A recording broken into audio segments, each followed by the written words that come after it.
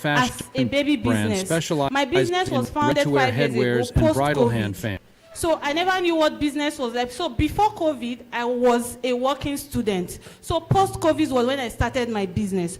So there is never a turning point, for me. And it's all growth, growth, growth. You count your blessings, you move on.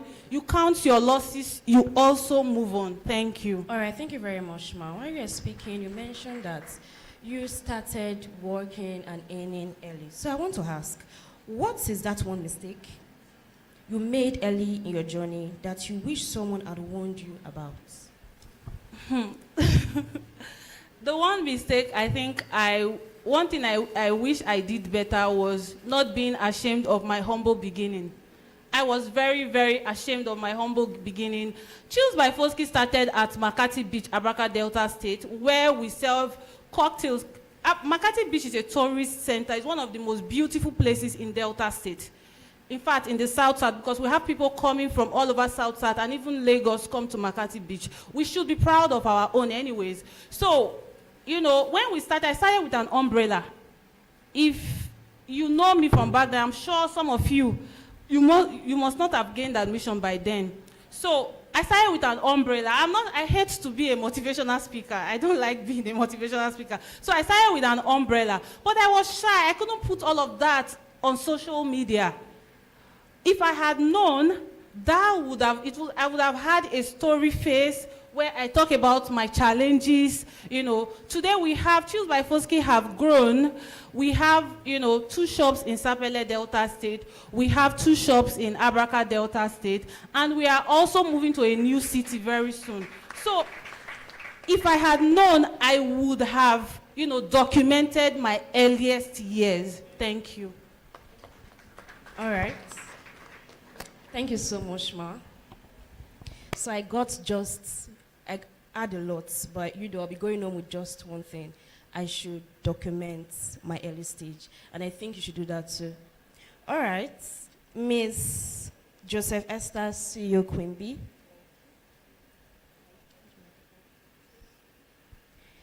I want to ask you this. Looking back at your younger self, what advice would you give them before starting this journey?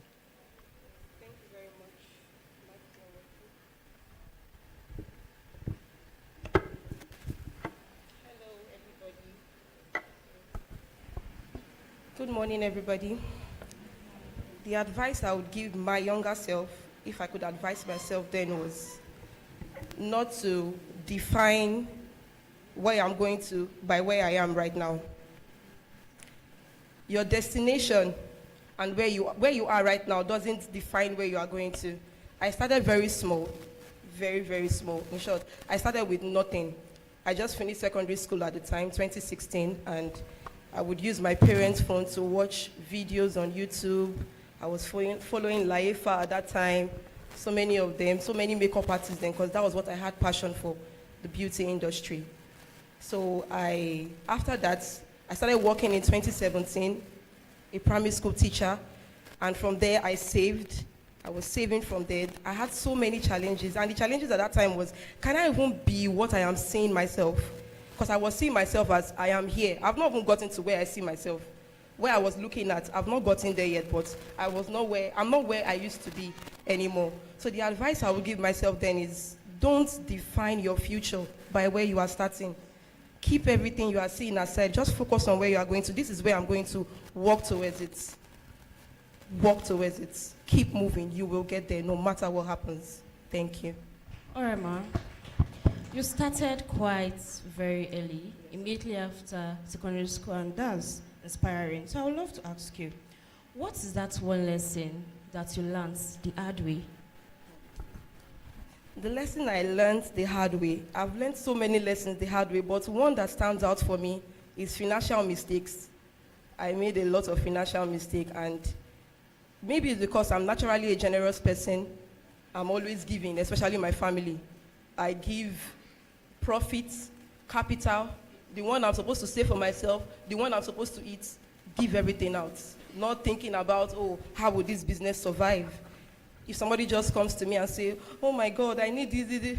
Really? Okay, this money, better than it used to be. I had a working shop in 2021. That was my first working shop in 2021. When I stopped doing those things, I had my first working shop. And I think the last 2 years, I had another product shop, which is now my second shop. And now I've even expanded my first working shop now. It's now a double store and bigger and better than the way it used to be. So that was the mistake I made. Financial mistakes, not prioritizing my business, putting every other person first. I learned that I need to take care of my business so that I can take care of others. Because if my business is slacking, I will not be able to take care of other people. It will just be taking 1 step forward and 5 steps backward. So that was it. Thank you very much. I think that's quite relatable, especially to firstborn children, right? And that's one of the reasons why majority of businesses that we start up here in school fails, because sometimes we start up this business to, to cater for our academic school fees and other bills, and we'll still have to send money at home. And if we keep on doing that, like she has said, our business is going to do with what? Fail. And also, I want to put in out there, if you know you're an FYB student and you're using your business money to do FYB, you should better refrain for it. All right, so can I have Miss Oluka Shioma, CEO Tia's Food? You look pretty, ma. Thank I love you. your blazer. Thank you. All right, ma. Was there a moment when you realized, I think I can actually build something, or a moment when you realized that you think you can actually build something meaningful from this? You get that? Yes, ma'am. All right. Good afternoon, everyone. The moment I realized, first of all, when I started my brand, I was a student. I started food business, and from someone that came from a very poor background, the means to start a business, the aim was to just survive, to see something to feed, pay school fees and rent. And it was going all well for me until I realized that this brand I'm building is what more than survivor. I started thinking of how to move from just calling the business a hustle, because the early stage, especially if you are coming from such background, you call the business a hustle because you just want to survive. You want something that will be able to take care of your basic needs. And if you continue with such mindset, you are not going to do so much in building a brand. So that was my first mindset in building my brand. Then when I realized that I could build something meaningful was when I started seeing the little impact my business was giving to people. I started thinking that I could build more from this, because I was seeing people positive response from just building a food business. Then I started paying so much attention that this business can turn from a hustle to a platform and also a vehicle that I can use to impact lives and influence people positively. All right. So, what mistake do you see young entrepreneurs making repeatedly, especially in this your niche, in these aspects of food business? Okay, I will not just speak in food business also. Generally, I also made the mistake starting a business and looking for customers. You are starting a brand, and the first thing you are doing is that you are looking for customers that will patronize that brand, instead of actually seeing a problem that you are giving to a target audience. Food business was not the first business I started.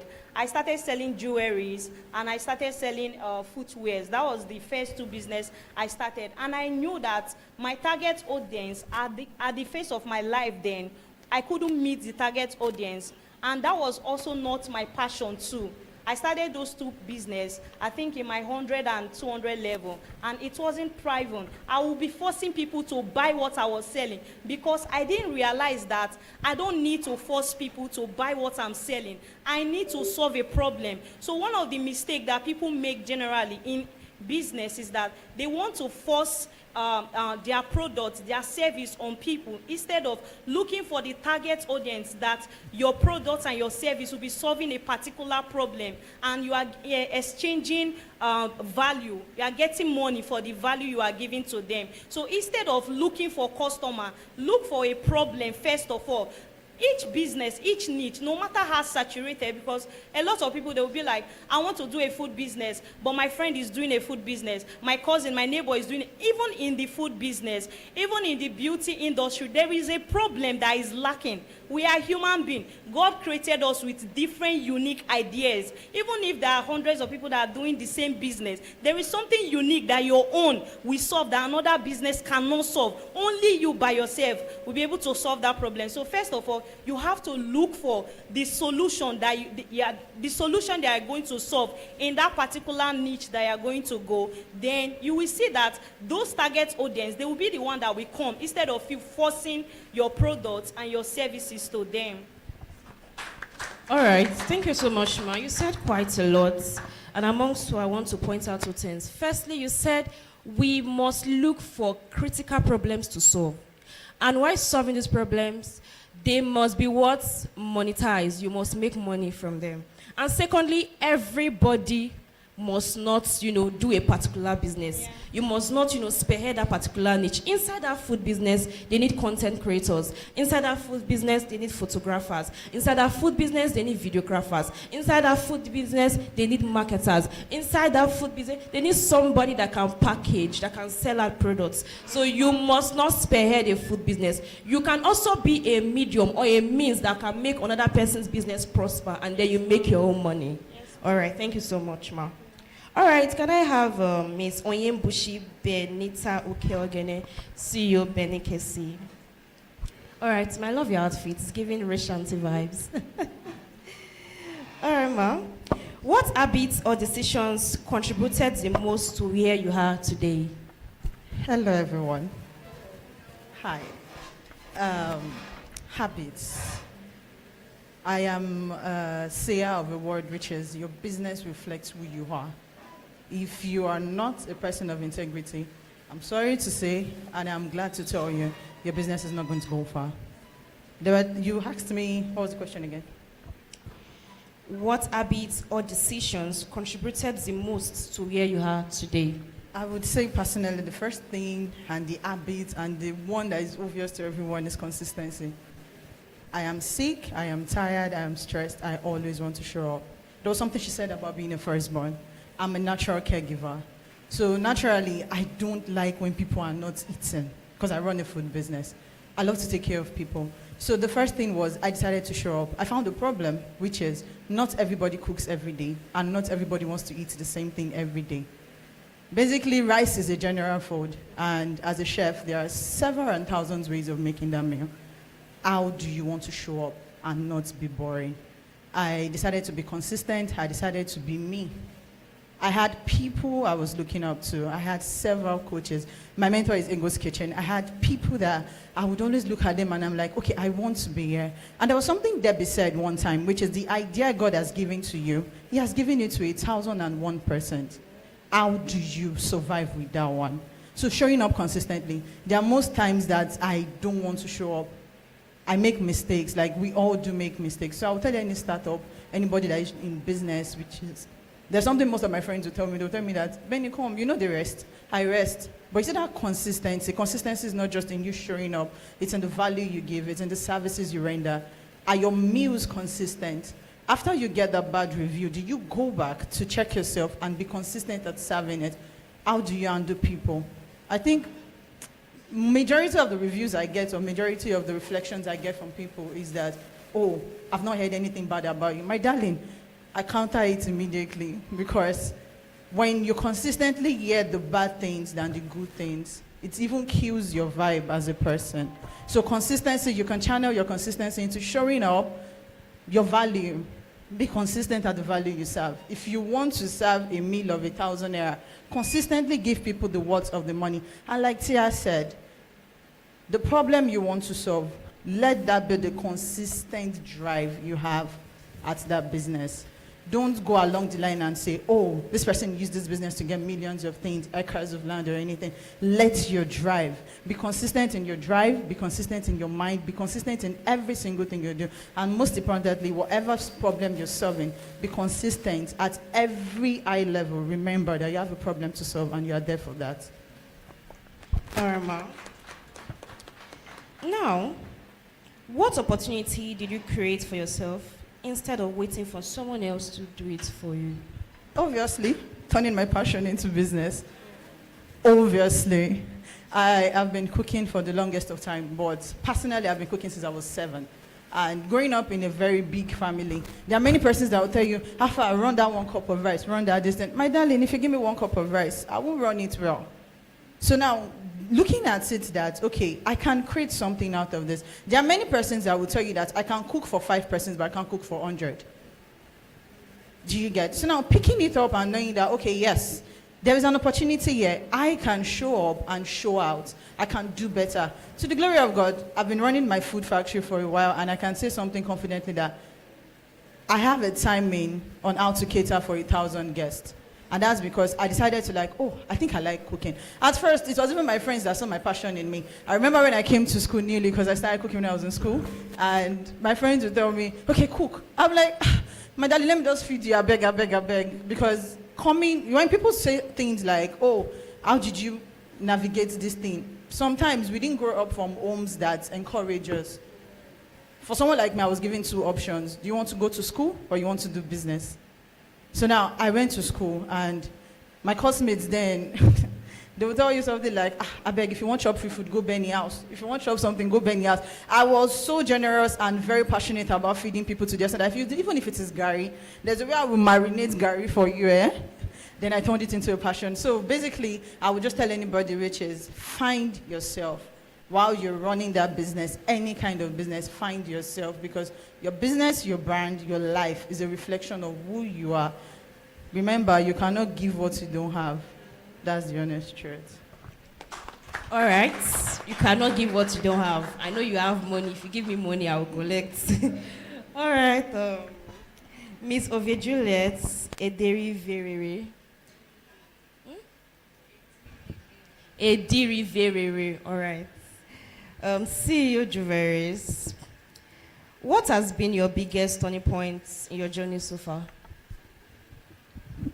I would say realizing that I have to turn my hobby into a profession.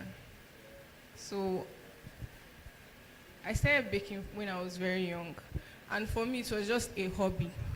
I had plans of when I finish school, this is what I want to do and all. But during school, I was already baking. I was already making money from baking. So after school, I realized that if I have either to go back home, go back to Port Harcourt, get the job that they looked for me, and start. But then that was not what I want, because I enjoy baking a lot. Baking for me is a therapy. It's something I enjoy doing. So I decided that, okay, I have to build a profession out of this business. And one way I did it was to be consistent, showing up. And another point too that made me take my business very serious was when I started employing staff. At first, I was doing everything but myself, but it got to a point I could not do everything. So when I started employing staff, when I had my first staff, I realized that if we work today, if we bake today, I will have to pay her. If we don't bake today, I'll have to pay her. There was no excuse whatsoever that oh, this is the reason why I will not pay you. So that prompted me to be consistent. I had to discipline myself that I have to show up on my business all the time. All right, you mentioned hobby. I want to ask you, my hobby is sleeping. Is there any way I can monetize sleeping? Abi, are your hobbies not sleeping as well? I'm just kidding anyway. All right, Ma. Amongst all the lessons, you've learned running your business so far, what advice would you give to students out there that want to start up their business, but they don't have that courage?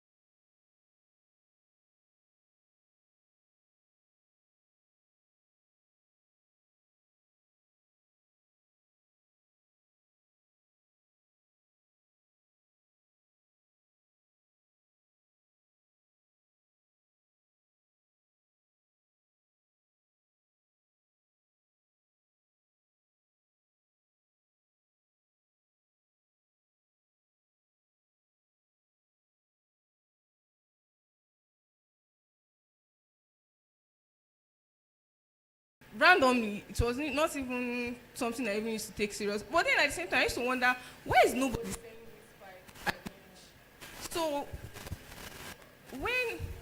when I pitched the idea to, like, I told my friends about it, they kind of encouraged me that, like, okay, since there's nobody there, I should go and ask.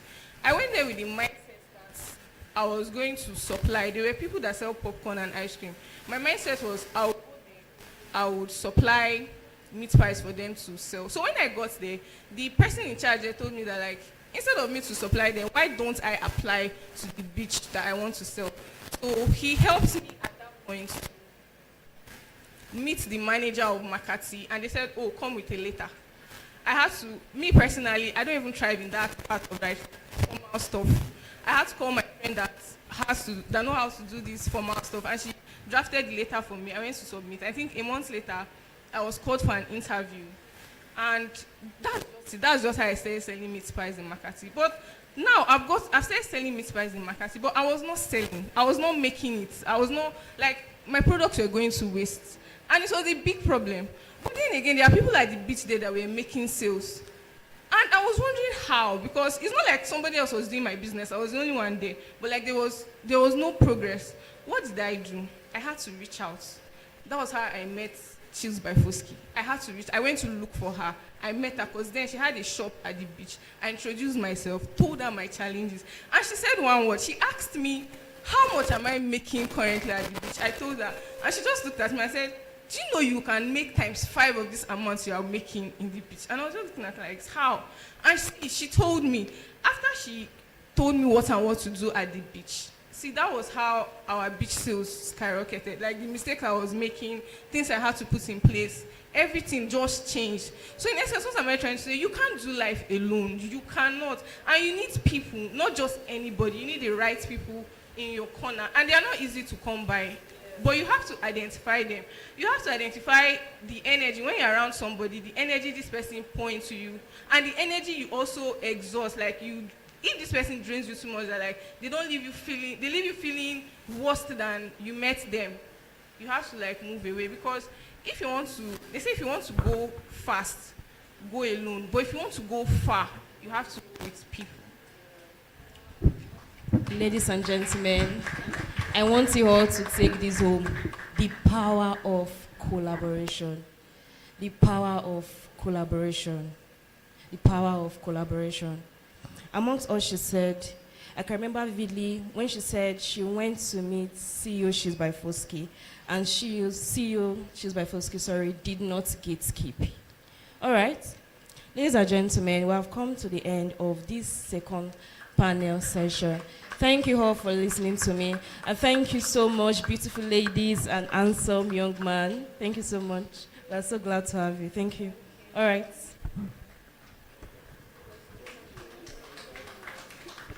All right, sorry, is there any question? Any question?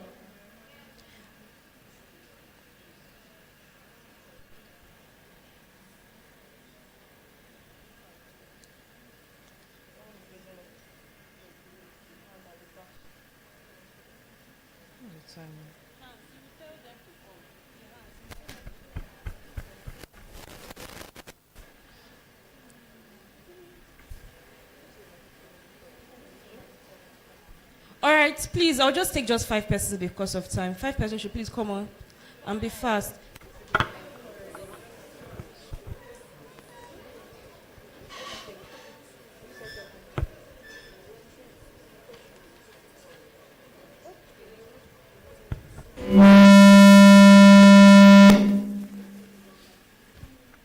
All right, so the first question here is, what would you say about having an awesome plan for business with an estimated amount and you end up not succeeding? CEO She's my Foski, please can you answer this question? I repeat, what would you say about having an awesome plan for a business without an estimated amount and you end up not succeeding? Without an estimated amount? Yes, you must have a budget before you start up a business, right? So you cannot just start up a business without an estimated amount. You will fail. That's the truth. Now. Please, don't confuse my audience. You have a plan Don't, for don't business. discourage them. Like I said, I don't like sounding like a motivational speaker, but I like to encourage people, especially young women. My encouragement to young women is just like a seed I'm returning back to every help I have gotten up there. Because at one point or the other in my life, I have gotten people who have. So I have also gotten people who have encouraged me at different times. Like Benny Casey, she mentioned that, was she the one, or Vimora? She said, if you invest in yourself, you have to look it. At some point in my life, I got people who, you know what, Foski, just come and open a shop here. Like, I didn't write a proposal. They just, see the light around me, and they decided to just approach me, So, but for this question, not all businesses would start. This advice I also gave to my younger sister 2 days ago. Not every business will start with, big capital. All right? Not every business will start with big capital. And for the big dogs, yes, you have to, play your cards right. Ask questions. Ask questions. I know that there are business mistakes I would have made in the past, if not for people who came through for me. I have a good number of, circle behind me. I have very few friends, but I pick them. Sometimes I showcase my plans to them. How do you see this? And, they will drop their own 2 cents, and then I move on. So have a budget. You can, like she said rightly, you can't start a business without a budget. You must have a budget. But there are also businesses you do not need a budget for. I will go into my own personal life again. When I started Choose by Foski, I did not have any budget. There was nothing like 100K that I have, and I didn't have someone who would give me 100K, So I started from scratch. But for some persons, they have people who can, give them 5 million, 50 million and start their business. Now, if you are in that position, please ask the right questions so that you don't waste your money. There are some corners you can always cross, even if you have the money. It's just like someone who have money to own a shop. You have never displayed your products online before. You have never sold from home before. You just want to go and open a shop. That one is financial mistake. So that's why you should estimate whatsoever you need and eliminate those things that you can, manage. Start by managing the business. One thing, your business will always teach you something. Your business is like a science. You must learn from the business. Business is not all about growth. Last year, I lost about 8 million naira based off fake supply of milk. I make yogurt. So, your business, I learned a lot from that. Even though I changed my supplier later, I learned a lot from that process. All right? So, study your business before making financial decisions. Have an estimate for your business decision or business plan. Then not all businesses start with huge capital. Thank you. All right, thank you so much, Ma. The next question here is, what are the best way to sell? Do you believe in collaboration? I think the scenario CEO Juveris has answered this already, right? So the next question here is relationship with customers and suppliers necessary? How does this help us? Hi. Relationships with customers. Customers and suppliers. First thing first, ask yourself, do you have a good relationship with yourself? Are you trustworthy? There was something the first session said, which is, I will not put my money somewhere that I'm not seeing results. Relationship with your suppliers could be in the exchange parts. You want to buy something. See, I've been in the market for a long while, and I'll tell you something that your customer might end up being the one that is killing you. That's the honest truth, especially with some of us that do bush markets. You might go to your customer and tell them that, oh, I need this meat, 100K. The meat they are selling for you, 100K. The neighbor is looking at you and like, that is 70,000 naira meat. But because you don't have a good relationship with them, because naturally you go to the market, you're talking like you are the owner of the market, forgetting you're just a visitor in the town. Then relationships with customers. See, I'll tell you for a fact, customers have levels. Some of you have already built your target audience around students. Most of my friends that are here, I do tell them, my target audience are not students. That's why most times people will tend to tell you, oh, after holiday, waiting happen. After holiday, what's up? There is a relationship you would have with your customers. First thing first, that's where what I said earlier came into place, which is put yourself in their shoes. Put yourself in their shoes. That they can afford this thing. Can they afford the trouble that comes with it? There are some persons that do not even care. They just want that thing.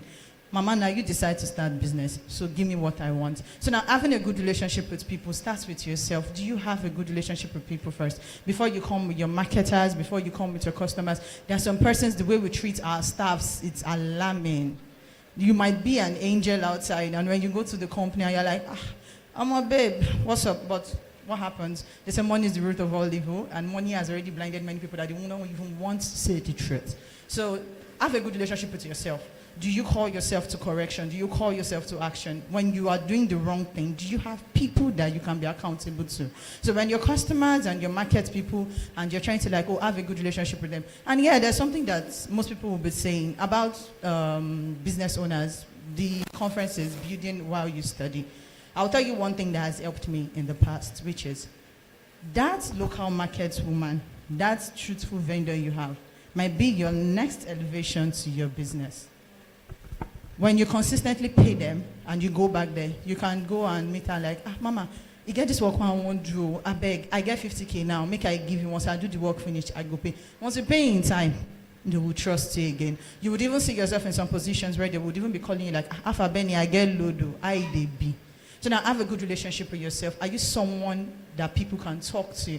If you see most businesses that fail, if you don't have a good relationship with people in real life, forget how you relate to people online. And you see most of those comments some people put in the business pages, my darling, I'll tell you for free, no be our handler at the right time sometimes. Sometimes it's the business owner that has added up to here.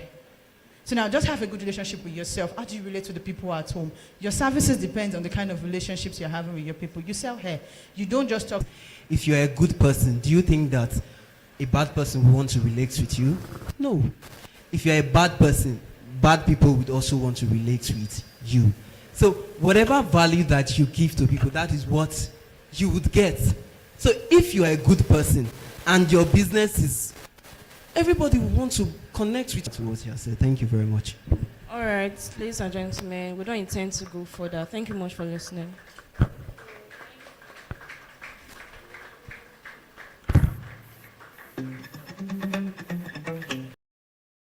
Analyst. She is the founder of RME Autogeo.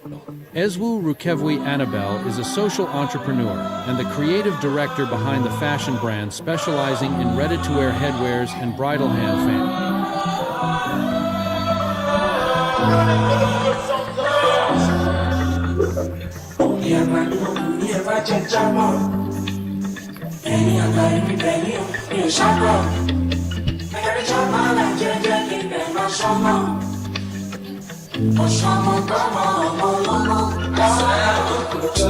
I swear I no good blood. I swear I no good blood. I no good blood. I swear I no good blood. When see mama good job. I swear I no good blood. I no good blood. I swear I no good blood. Share me. I swear I no good blood. I no good blood. I swear I no good blood. When see mama good job. I swear I no good blood. I no good blood. See my star shine like a diamond. Getting more sun diamond. Okay. Essie. Thank you very much to, what do I call you? To our musical team.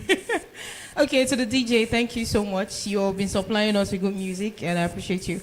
We wanted to do something special for someone, but if you notice, I've been looking around the hall. I think she just left, and it's so sad. Okay. I would like to talk about someone special to us. This person is an author, a global speaker, the trainer with over a decade experience working in the oil and gas industry. Before I continue, I would need someone to help me with this, please. Thank you. No, I need a man. I need a man to help us carry it. Please just help me. Thank you. We need it here at this moment. Okay. So he's a trainer with over a decade experience working in the oil and gas industry in customer-centered roles. He holds a doctorate degree in business administration from the Prowess University, USA, a professional certificate in customer service concept and strategy from the Metropolitan School of Business and Management, UK, and a BSc accounting from Delta State University, our own Abraka, Nigeria. He's a certified customer service professional and certified management consultant. He's a fellow of the West African Association of Customer Service Professionals and a fellow of the Institute of Management Consultants. With a round of applause, join me as I welcome our keynote speaker, Dr. Segun Manuel. A round of applause, please. It's been 24 hours, I need more hours with you. All right, good afternoon, everybody. Good afternoon, everybody. How are we all doing today? All right, so before I start, I'm looking at the people seated at the back. We have been sitting for close to 3 hours. So I'd like everyone to get up from where you are sitting. Meet at least one person and tell them what you do. All right, so everybody, let's stand. You have been sitting since morning, at least since I came. So go around, meet at least one person and tell them what you do. At least one person. Everybody move. If you don't move, I'm coming to you. Move. Move. If you don't move, I'm coming to you.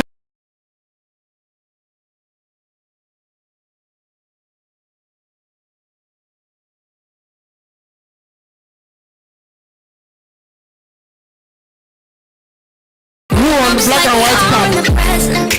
Get up. Drinking from plastic cups, singing love is Get up, move from the table, meet at least one person. If you have met one, meet the second one. Some people are not moving. Move.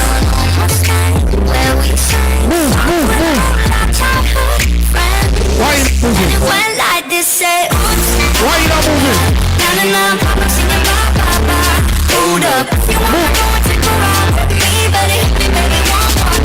Move.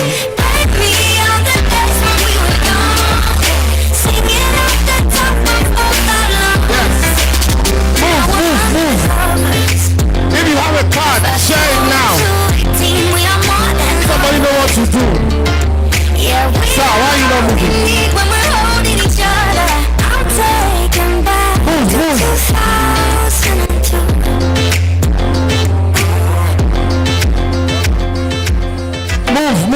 Move. One more person.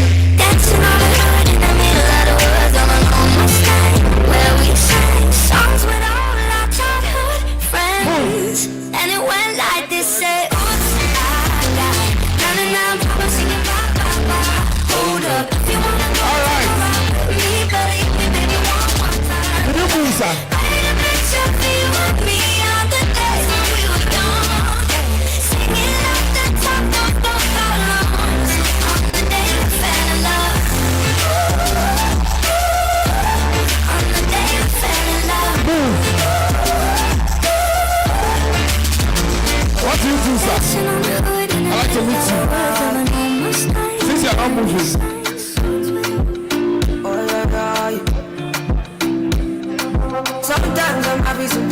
sad. I don't know what's over me.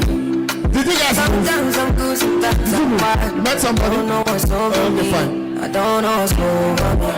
I'm overthinking everything. Got me feel like nobody can understand the way I feel. 'Cause I am fucked up. All right, let's go back. I don't know how to keep you. I was begging you to move earlier on. Now I'm begging you to go and sit down. Sit down. And you guys were forming like you were all at Jebota, Porsche. You just sit on your seat and you didn't do anything. Go back now. Go back.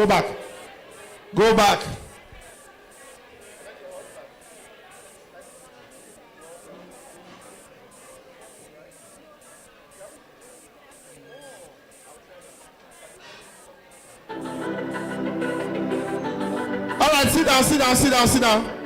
I know we spend a lot of time.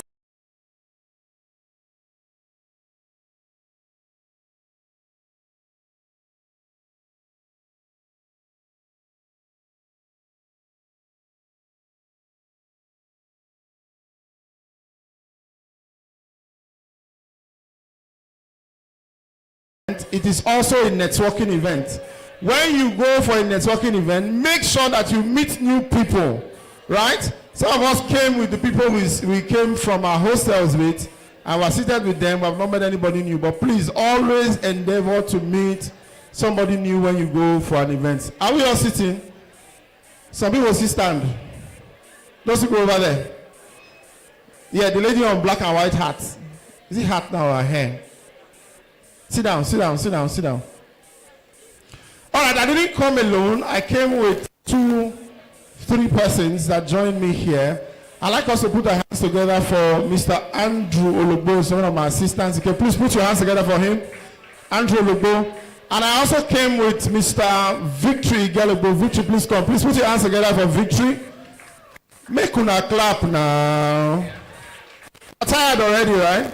But I'd like Victory to share something, just say something to the people of Abraka. I know that Victory is a business development service provider. He's a consultant. He helps business grow from where they are to the next level. If he had the opportunity to speak here today, you would get a lot of value, but because of time, he will not be able to speak. But I'd just like him to say 1 or 2 things to everybody in the house, right? So that we get value from me. Is that okay? All right, Victory. Good afternoon, everyone. I just want to say I'm very inspired. Everybody who have spoken, I'm really inspired about what you're doing. And every angle of contribution just spoke about everything that we need to pay attention to as it relates to building a business. I started business while I was in school, and I saw myself through school doing business. Just want you to be conscious. Like someone said, while you are in school, majorly it will be about how do I get some money, since money coming from the house.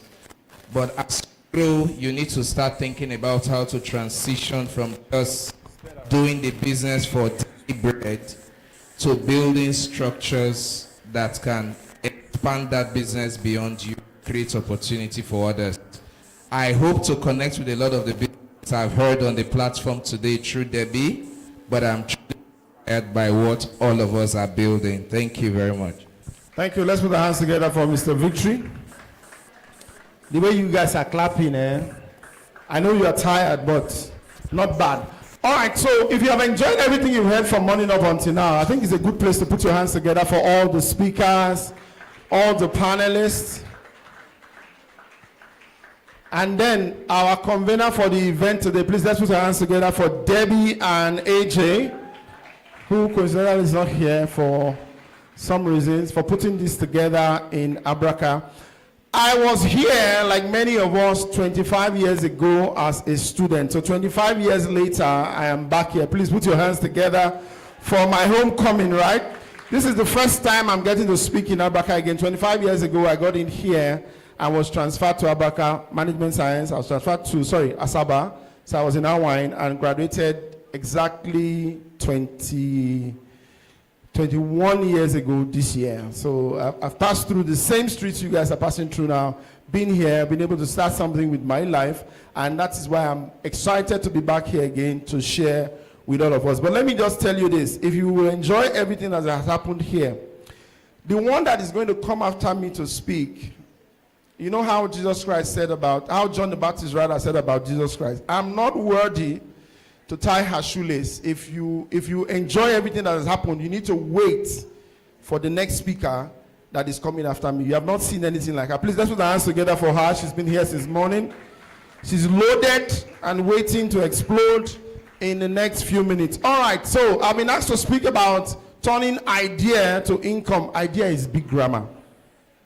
It's big English. How do I get idea? What do I need to do? How do I turn this idea to money? Let me tell you something. If I ask you to pick what problems we have as a nation right now, I'm sure you will pick a lot of problems, right? Give me an example. Problems that we have in Abraka today. Yes. Problems.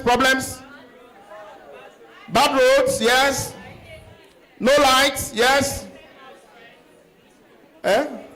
Inflated house rents. Problems. Insecurity. Problems.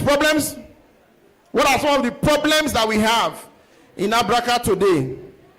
Yes. Inflation in food price. House rent. Bad road. Insecurity. All of these problems, embedded in them are ideas that you can use to start a business. So I like the fact that when we're looking at problems, all of us are looking at the macro problems, the things that are beyond our reach to solve. But if you look at the micro problems, you will see that some of the solutions that we already have existing are a problem in itself. I don't want to mention any, but if you think very well, you will see that some things are more expensive than you usually have them. Some things are cheaper in Warri than they are in Abraka. Some things that you can get from some places, you can get it faster if you do something different. So embedded in solutions that you have already now are new problems that you can solve. So if you are looking at lights, looking at road, all those things are things that are beyond your reach. Some of them are mostly things that the government can solve. But if you look internally, you will see that there are some little problems. This water, for example, is how much in Abraka? Let's ask. This size of water is how much? 300 naira. But do you know that in some other cities, this is cheaper than 300 naira? Do you know that you can get it here from those cities and provide it to people here at a cheaper price and also make a margin on top? Embedded in every solution that exists today are potential problems that can help you have ideas for new solutions that you can provide. It is not enough to just look for a new idea, but to look for a problem, because if you just bring a new idea that is not a problem for us, your idea will not make any sense. So once you find that problem, and I'm talking about P's to turn your ideas into income. The first one now that I'm talking about is problems, right? The next one I'm going to talk about is developing a product. Products. Who's writing? Product. Who's writing? Product. So we have a problem. We observe a problem. We know that this problem exists. We know that there's a solution already for this, but it's something that we can do to better that solution. We now develop a product around that problem. How many of us remember in those days when we were in secondary school? Some of us are young here, but in those days while we were in primary school, I went to primary school in Warri, Nana Primary School. They used to give us water. Those days, when you want to drink water in school, there's no pipe-borne water or anything. There's those mama that used to come with buckets. Remember them? With buckets and cups, right? If you are old enough, you remember. You will buy, before they even started tying in nylons, they will take a cup and bail from the bucket and turn into your own cup. And you will drink from there. People said that is unhealthy. That's a problem on its own. I don't like to put mouth in the cups that everybody is using. They now started developing and said, let's put it in nylon. So they tied it in nylons. In those normal nylons you see today, they tied it in nylons and then they started selling it. From there, people said, no, we don't like it like this. Let's do it in a way that is orderly, nice, and you know that we can scale. They now started sealing it as what? As what? There are very many posh people here. They say sachet water. It's pure. Yes. Some people will say it's pour water, right? So they did it to that point. And when they did it there, people also realized that, well, with my level of style and swag, I cannot begin to drink pure water in pure water nylon. Let's put it in something that is very nice. You see, in every existing solution is a problem that you can advance. They said, let's now start bottling the water. In those days, to bottle water, it was big companies that could do that. So it was the Ragolis, it was the, remember those people now? How many of us remember? Eva, Ragolis, most of them don't exist anymore. When they started the bottled water then, it was really big bottles. How many of us remember? Big bottled waters. And people said, how a whole me, carry big bottle like that, just a tongue for mouth. They said, okay, let's make it easier and finer. They did it a smaller one, right? Remember 7.5 liter, it's 7.5 now, 0.75 cl. They did that one, and it was nice. This one you are seeing today now is an advancement of over 6 stages. And do you know that if you enter airplanes, the ones they give there is quite smaller? That your problem is nicer, finer, smaller doesn't mean that it will be cheaper. Those ones they serve in planes are more expensive than these ones that are available here. So I've said that to say this. In every problem that you observe, you must find a product that you can craft that will solve that problem. We have a food problem in Abraka. So one of the ladies who does food said she was looking at the fact that the food that she can provide is for not just students alone. She can also do it for the working class. Did the working class not eat before? Yes, they did eat. But the food was not available at the time they wanted it, how they wanted it. You said the rice. The normal rice that we eat is rice, right? But there are 1,001 ways you can serve rice today that people will like. When we're growing up, Victory, it's Sunday we eat rice. Gen Z will not understand this one now. Rice eating is for Sunday. We don't know balanced diet. And the Sunday is when there's activity, right? Chicken is only for Christmas. The Sunday rice is ice fish own. Normal. And you eat it only on Sunday afternoon. So we look forward to when we come back from church to eat. But then it was only stew rice we were used to. And it started coming to jollof. And when you went for parties, you know that it's only jollof. That if you go that party, the jollof where they serve for the tea enter. But people also advanced it and started doing fried rice. Is it not? Some did the fried and started doing colored rice, right? But now, if you go to parties, they can serve you a plate of rice, but there are 4 varieties of rice on that plate. Are you seeing what I'm saying? It keeps advancing. Today they have Jamaican sauce. Today they have jambalaya. Which other rice again? They have, there's the other one that is basmati rice. All of this is rice, but it has moved from this point to this point. How many of us are understanding what I'm saying? We're developing a product now, is it not? So the first thing I said was what? Let me see how many people are following me. First thing was what? Find the problem. The next thing is develop the product. Number 3, you must find the people that need this product that you have developed. Find the people. Let me say this, guys. Many of us romanticize our ideas. What do I mean by that? You love your ideas so much that you don't even care whether people love the idea that you love so much. I'll give a typical example. I know a lady. She says she wanted to start a business. What business do you want to start? She said, I want to sell bags. Why do you want to sell bags? I'm not talking about the lady who talked about bag, who asked the question on bags, so not you. She said, I want to sell bags. She lives in a community like Abraka. No, even Abraka is better because you have a mixed audience of students and people that come from everywhere. And you guys travel a lot. But this community where this lady wanted to start this bag business do not have people that travel a lot. It's a closed community. She said she wants to start bag business. I said, this bag business is not going to work. Oh. He said, no, I don't look at now. I've looked at it. He go, I go get plenty. So the husband got a new job. I wanted to establish her so that just in case when his job is not available, the woman is able to, stand the family. So she went ahead, rented a shop, did POP and everything, put blue light, and then put products in the shop, put bags everywhere. Problem is, the people in the community that she was selling bags do not travel out. They do not use bags to keep their things. What they use is Ghana must go. If she had sold Ghana must go, she would have done well. So she ended up forcing everybody around her And they say back, you never buy from me. Buy from me. Wicked friend. And they patronize you now what they say back. So people started buying and say, oh, you're not worried, just take. When you get money, can you relate? Can you relate? When you get money, you give me. So bag that she was supposed to sell in 1 month and go back and restock, she gave it to them. 7 months, she was still drawing her money. They started quarreling. All her friends, she quarreled with them. Meanwhile, she has a person who is selling for her. She doesn't go to the shop until 8, 9. Very soon, all the bags started disappearing from the shop, but she didn't have money to replace the bag. And when the rent expired, the husband didn't have money to give her to go and pay for the rent. And she ended up taking the remaining things, sacking the staff, and taking the bags back to the house. When pastor is having birthday, she dashed pastor one. Her sister is doing wedding, she dashed the sister one.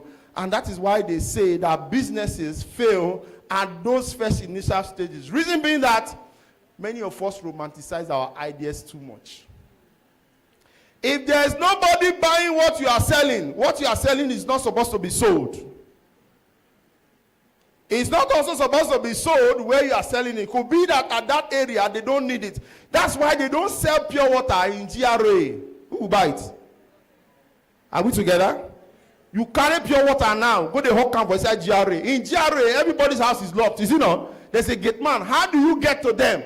You can't do evangelism in a closed gated area. That's why they're not ready to stop for GRA like that. So there are things you cannot sell to a certain audience. You have to identify the audience, identify the people, know what they need, how they need it, bring it to them, how they need it. What is one thing that we sell in Abraka today if we sell it that has not been sold already? Think. Think, everyone. What is that one thing if I bring it to Abraka today and start selling it, everybody will buy? What's that one thing? Yeah? Crane. What kind of crane? Video cranes? Okay. A car charging port. How many people have Tesla cars here? Cinema. How many of us will go to cinemas? Remember, the cinema comes, it's like 4 or 5K if they have to balance because they have to run generator. How many of us can conveniently pay 4,000 or 5,000 to go and watch a movie that you will not download on Netflix, that will not be available online? Are we seeing? So if someone builds a cinema here, for the excitement of going at the beginning, all of us will go to the cinema. But once we are done, we will never go back there again. We will only register that I don't go to the cinema. So many times, the audience you use to test your business idea might deceive you. So if you ask someone now, how does it look like? Let's go and set up a cinema in Abraka. They say, oh, bring it our students now. Students full here. Then go. But how many students can afford to pay 5,000 every week to go and watch a movie so that you can be able to run your generator?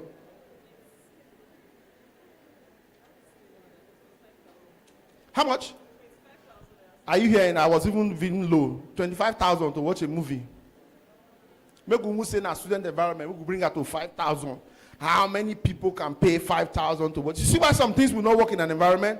But if we have some kind of bread now, soft bread, early morning, risky burger, are we together? That when you are coming out and you are in a hurry to get to the lecture, there's 2 slices here, and there's a cara spread open like this in the middle of the bread, pressed together. Very soft bread, oh. Would you buy or would you not buy? You feel high, say, they chop them, but you go buy and enter inside your room, go chop them, because it will be solving problems.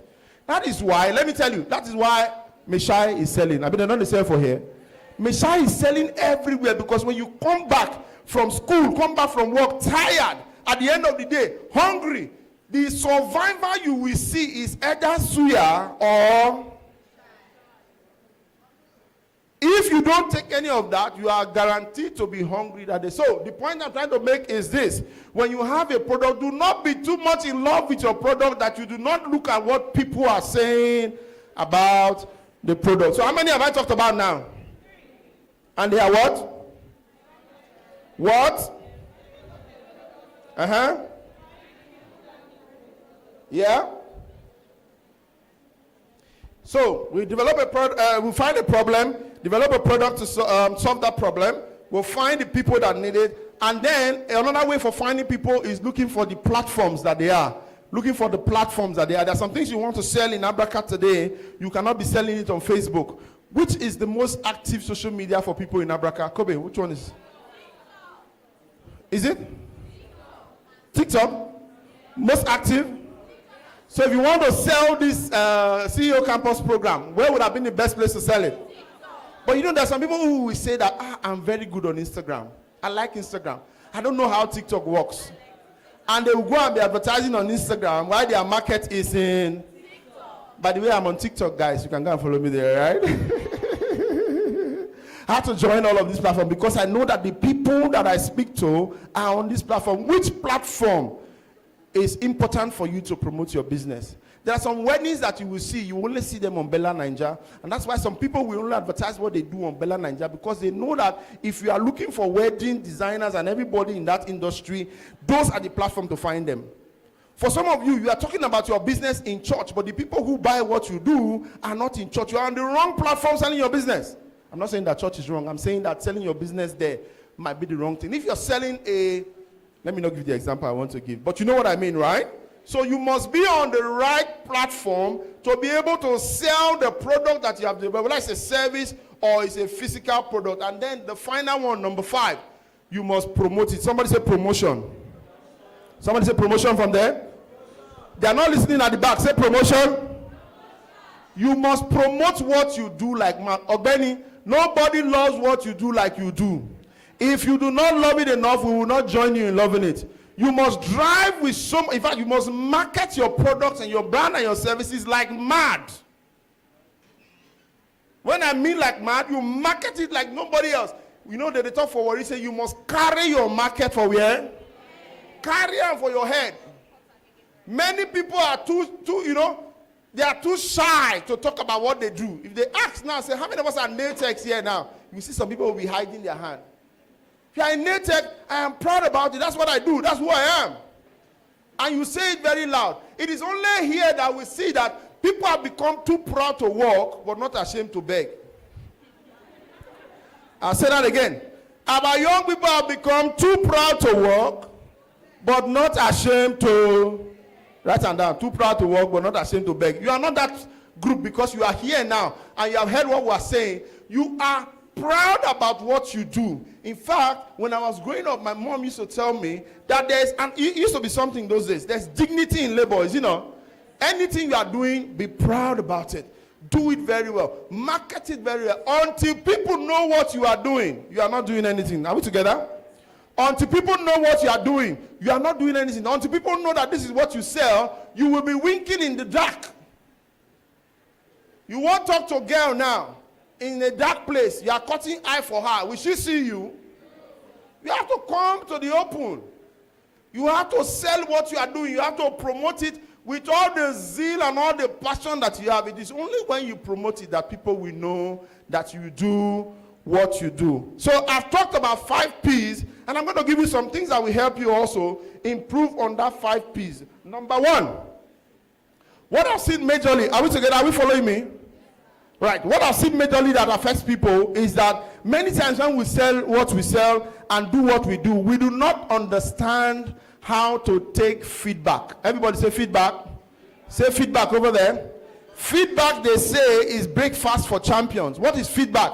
I am doing this, and somebody complains that this is your hair where you make. You spend too much time doing it. It is not because they hate you, guy. It is not because they hate you, lady. It is the process that is the problem. When you fail and there's a complaint, it is not you. It is the process. Many of us take failure too personally. We take feedback as negative all the time.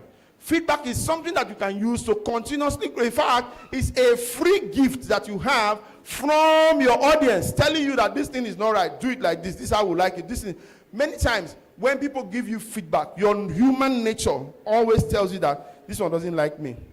This is when they complain. So, this one I just use and just now, you not complain. Why be saying every time they complain? That complaint is food for you to use to develop what you are doing. So I would like every one of us here, when people give you feedback, take it with excitement. Thank you, ma. So you mean I should do this like this, and then you go on and improve it. That is why Coca-Cola bottle, how many of us remember that they've changed it up to how many times now? I can give you the trajectory of it. It was smaller in 33. They changed it again to 35. They changed it to 50 cl, remember? They used 50 cl to compete with Pepsi. And they drove Pepsi out of the market with 50 cl. Once Pepsi left, they brought it back to 35. They took it to PET bottles, because you wanted to be able to drink and keep it. They were getting feedback. When they saw that people were going to Pepsi, they said, okay, 35, now they reach them. Let's do a robo. They did big size bottles. And once the customer left Pepsi and they came back to their normal state, that's where they make profit. That's their break-even point at 35 cl.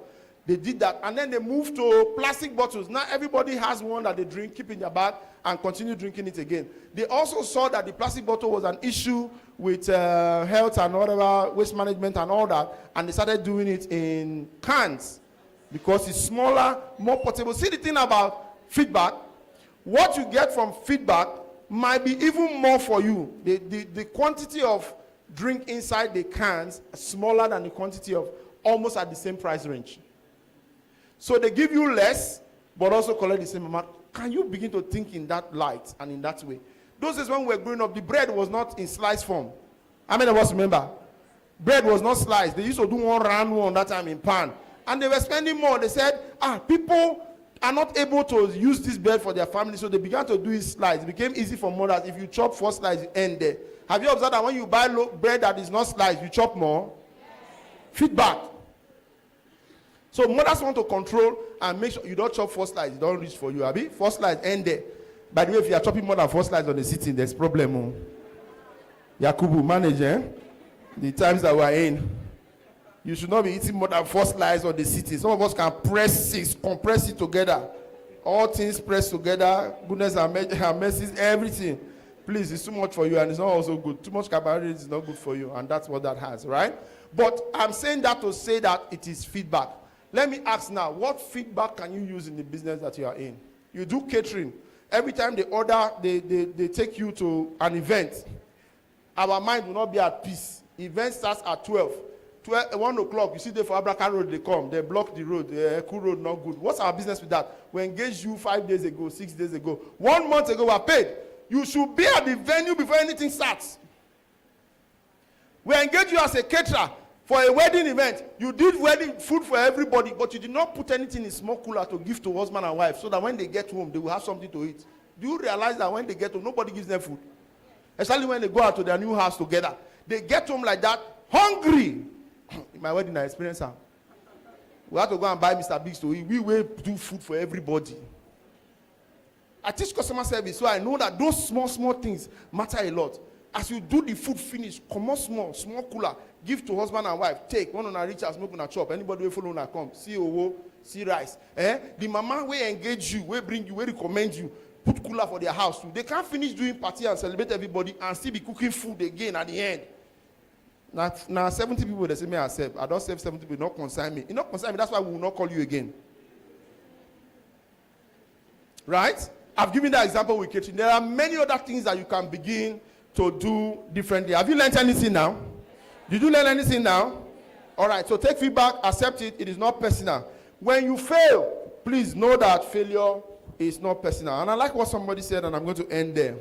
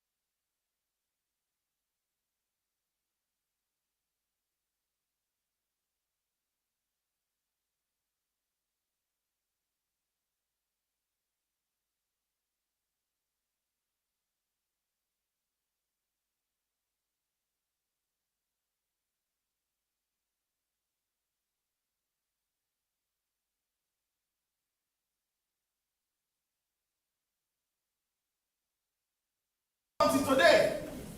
Because I didn't ask him what he wanted me to do. I wanted to very many like you too. Don't jam you. And you pick whichever one was available. You wanted to study medicine, now you're doing biochemistry and all the other ones. You wanted to study law, you're doing literature. And you ask the friend for all designer what he wants you to do. If you don't ask him now, you will spend 10 years and you will still go back and ask him. Ask him why is he out of time. Take the advantage now. God over everything. He said, not the guys that have mentioned their names. So that they are spiritual people. It's not you that is taking your spiritual life. He doesn't miss it. He doesn't miss it. Which one are you doing? The joint place is a drunk guy. You think you are doing 20, 30 other people want to do it. And they are willing to do the extra to do it. You just say you will just enter. Just becoming a monster. You are lying. Let me end that. I'm trying to put it like so that you can hear me. Let me ask you. I'm going to give you like asking, say, Holy Spirit. Nobody needs to change it. Many times we want to right? Very confessing. Once you confess me as well and say, I come into your life. When you out of church, because it's not enough to go and be singing every day in the choir. You know the activity, everything, but you do not know who has the activity. What's the use? If you didn't learn anything here today, guys, I hope that in the midst of all, there's a God factor. There's a brand overall designer who has done it. Thank you very much, everyone. I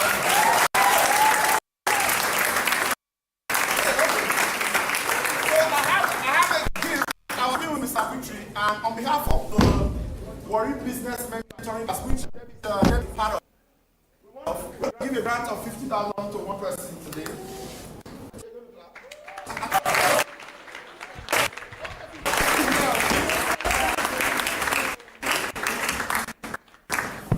Okay, so the catch will be that you got everything I said. I mentioned 7 points from the beginning to the end. So tell me the business you are doing, and we will all confirm here whether we know your business. And then, if you get the 7, we'll give you your 50K to go and add to your business. Is that good? So I'm going to pick 3 people. 1 from here. 1. Anybody? Anybody from here? No. 1 from here. Anybody from here? No. Here? Come now. Come.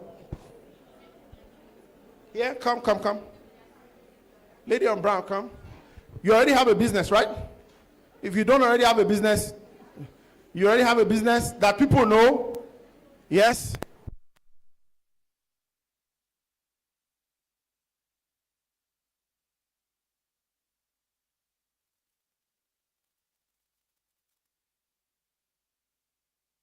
Yes, you standing. I want to give a guy, no guy. Where's the guy? Oh yeah, come now, white guy, come. Come, where's the lady behind? Come, 2 of you. So here's what we're going to do. Please stand here. You will tell us what business you have, and I'll confirm if the people know your business, right? I want somebody who's an active business owner in Abraka here, who everybody knows, so that we don't just give somebody money that will go away with our money, right? We want somebody who's already doing something that we know. And then if you also have the 7 points clearly, if you miss anyone, we send you. You don't have to look at your book, you already know it, right? Yeah. So, I'm not going to start for the man first. Ladies first, is it not? So I'll come to her. So guys, this is what we're going to do quickly. What business do you do? What's the name of your business? How many of us know her? How many of us know her? 1, 2, 3, 4. Nice. What do you do? Okay, I'm an artist. I do frames, I do drawings, I do graphic designs. Okay. How many of us know her? 1. Did you know her here or you know her before? So 2. 4, 2. What do you do? Okay, I'm a hairstylist and my brand name is Sonia's Empire. How many of us know Sonia? 1, 2. So 2, 2. What do you do, man? My name is Lolly Aesthetic. I sell aesthetic items like home decor and frames. What do you, how many of us know her? 1, 2, 3, 4, 5, 6, 7. So you stay, 2, 2. Yes, how many of us know him? My name is Ben Ibe. I'm a shoemaker. I make shoes. My name is Ben Ibe. I make shoes. How many of us know Ben? As a shoemaker. All right, so 2 of you can leave now. Thank you. Please, let's clap for the 2 of them. Very easy way to get it right. I want people that are known. Right, so if you are saying you know them and you don't know them that they do business, you are just asking us to give somebody. So I'm going to give you guys to go now. 7 things I talked about, 5 P's and the other 2 things, right? Confirm, right? Right? Yeah, so if you remember the 7, yeah, just tell us the 7 straight away. I'll start from you. I like your gown. So, yeah. 7. If you don't get it, miss anyone, she goes out, right? You said find a problem. 1. No, I wrote it. No, you can't use this. No, I need to use my book. No. Should we let them use their book? Yes. If they're using their book, everything is there. Yeah, go ahead. You said find a problem. 2, develop a product. 3, look for people that needs those products. 4, if you are selling a product and they are not buying from you, no need for you to sell it. Then 5, use, okay. Okay, I'm not done. Let me just. No, you didn't get that, so hold on. Ladies first, what you want to go? Okay, he said number 1, find a problem, then find a solution to the, develop a product, then Should we leave her? Are we together? Should we leave her? So she got to 3, she got to 4, right? Let's try. So we have problem, recognize the problem, gets the product, gets the people, gets feedback, gets platform, and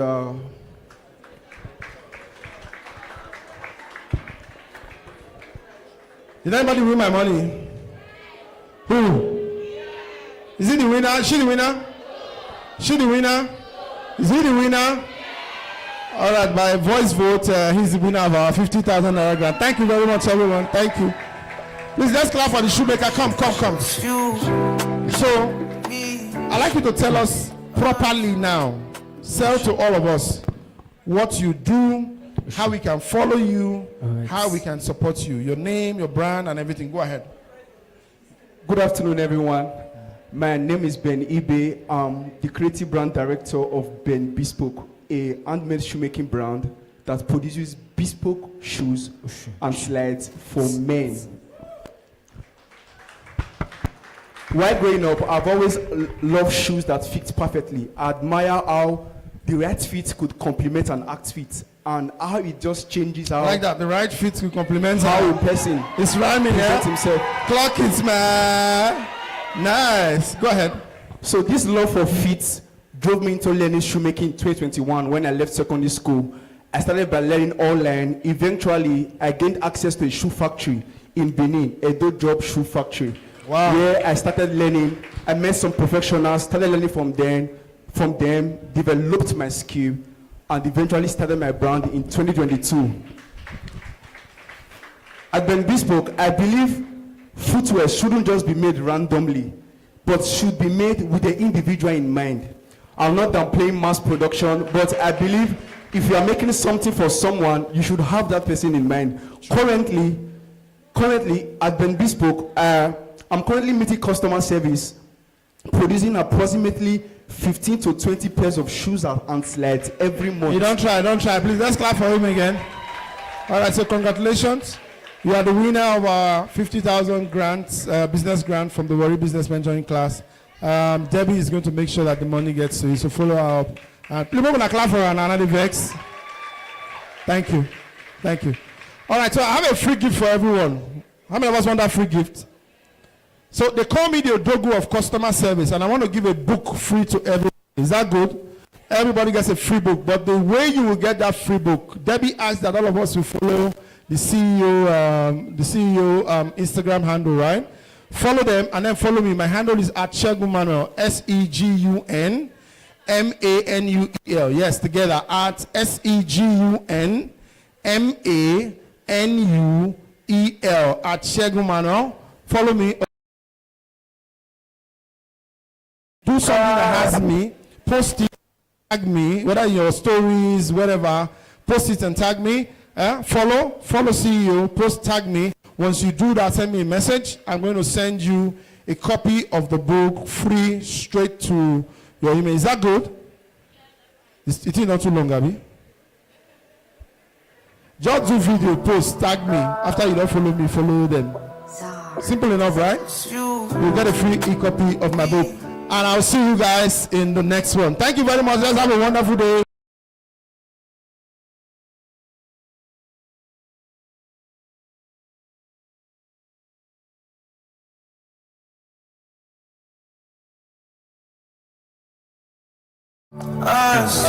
She is the founder of RME Autogeo.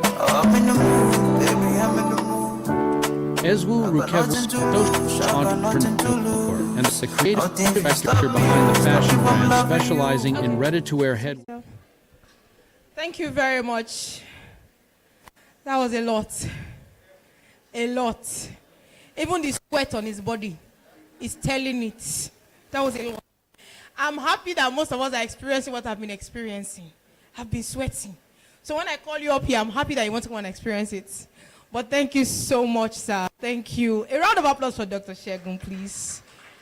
And please, have we followed Dr. Segun and followed the Campus CEO conference on Instagram as well? Please, it's very important. It's very, and on TikTok too.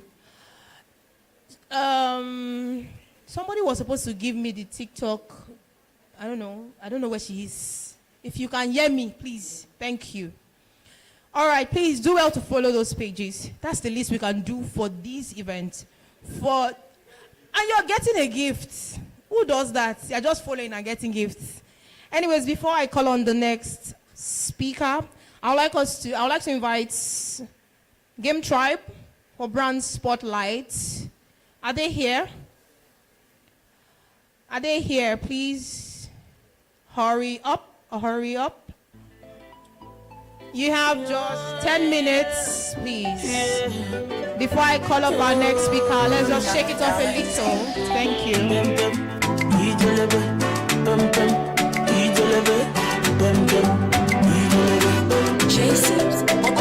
I slap police for your case. I go to war for your case. I go to court for your case. I climb the bridge for your case. Enter water for your case. I punch the judge for your case. Good afternoon, everybody. How many of us are having fun today? How many of us are having fun today? All right, we have had time to listen to so many inspiring persons, and for now, we are going to have a little fun gaming experience so that the house will be a bit lively. My name is Jeremiah, and with me is Casey. We are the persons behind Game Tribe, and today we're not here to give a long presentation about gaming, or we just want you people to experience a bit of fun, right? And we have few games here. We'll be starting with one. It's charade, right? We're going to divide the house into. So each segment, we have one representative to represent your entire line. One person, it's charade, so the person has to be good. And there is a giveaway. No, there was a giveaway.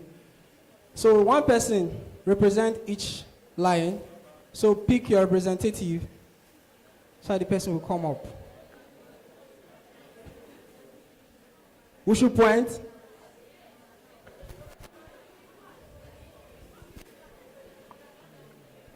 Let's explain how the game works, right?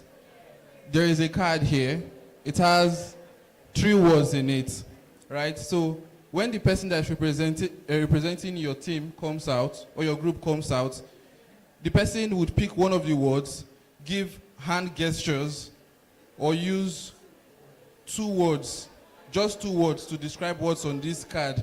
And then from the team, one person would have to say words on it till they get it before we move to the next team. Do we understand?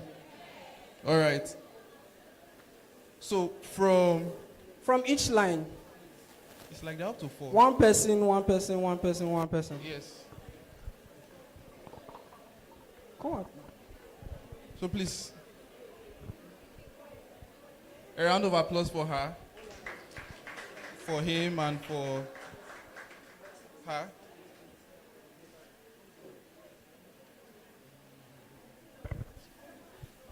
Please come this way. Which row? To the other side. So this row, whatever thing is describing, you have to guess what it's describing. So we'll play a sample card for you to understand. So I will describe, he will guess. It's very easy. But you are not to say the forbidden words on the card.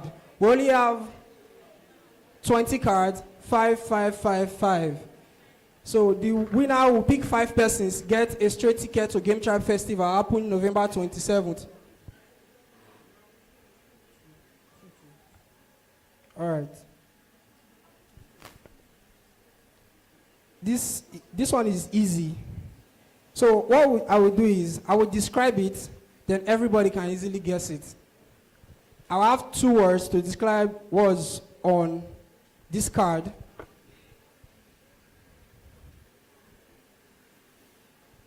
We'll change this card. This one hard. Okay, let's go.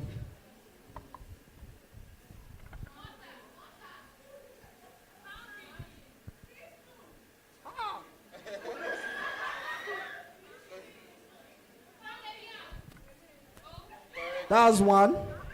Chasey is easy. The other one, you're not supposed to talk, but I'm just describing it.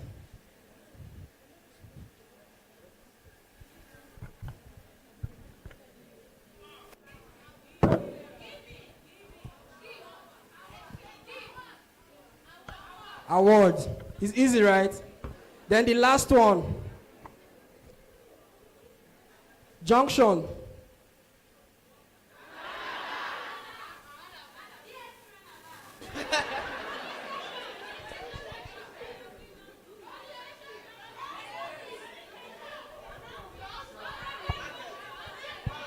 Market.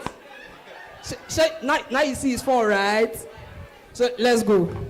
All right, before we go on, let me tell you that there is a 60 seconds countdown for each team so that we don't waste time. So if your team don't get it within 60 seconds, we move to the next person. Thank you. There's a 60 seconds countdown. Yeah, so if your team don't get it, we'll move to the next person. Where is the person representing this?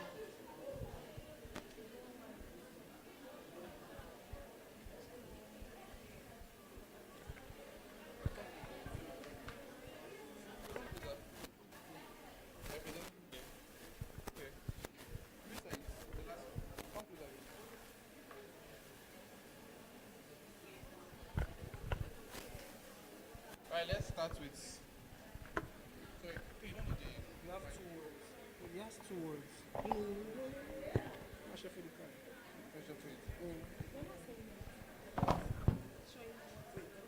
You can use 2 words, just 2 words in your description. Yes, but you can't say exactly what's on the card.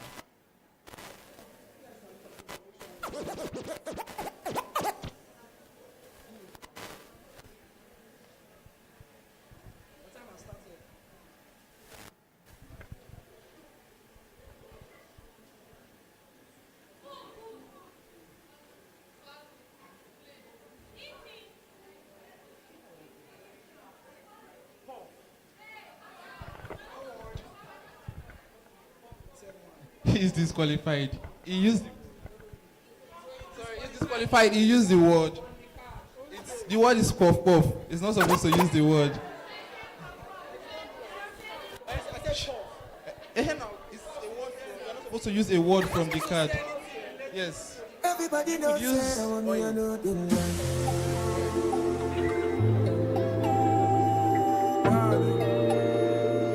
Everybody know. Don't say I want me, I know the line.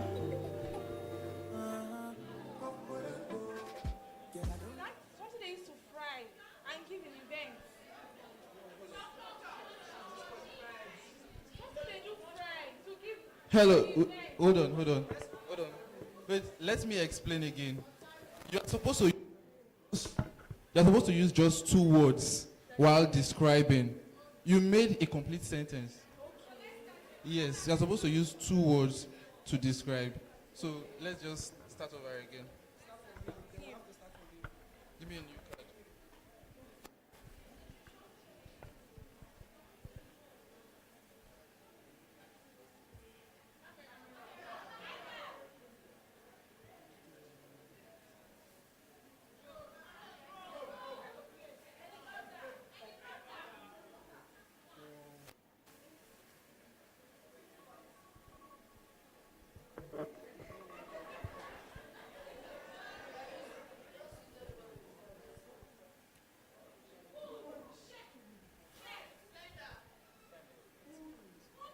Time is up.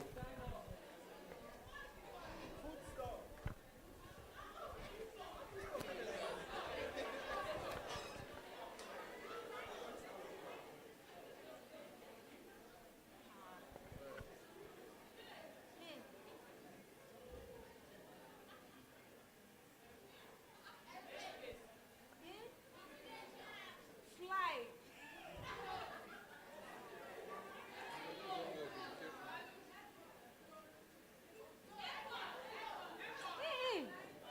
Yes. It's correct. Okay. Mm-mm. Mm-mm.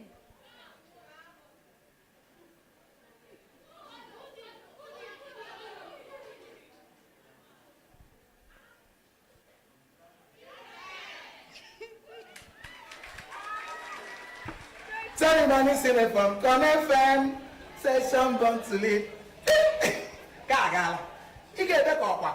Chuane ya, Oji panty, no, panty 7 color. Mamba ya gadi, ya gadi, ya.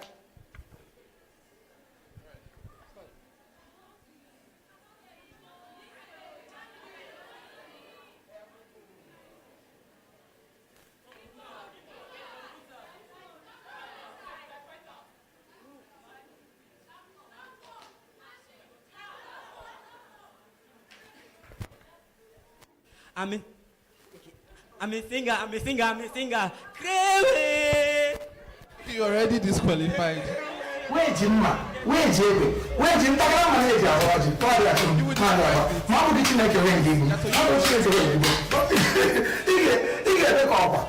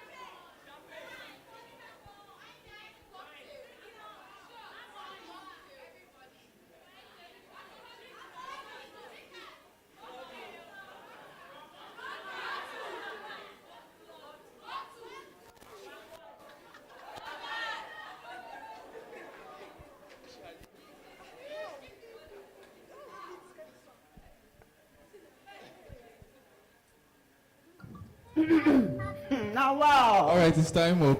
She was trying to describe palm wine.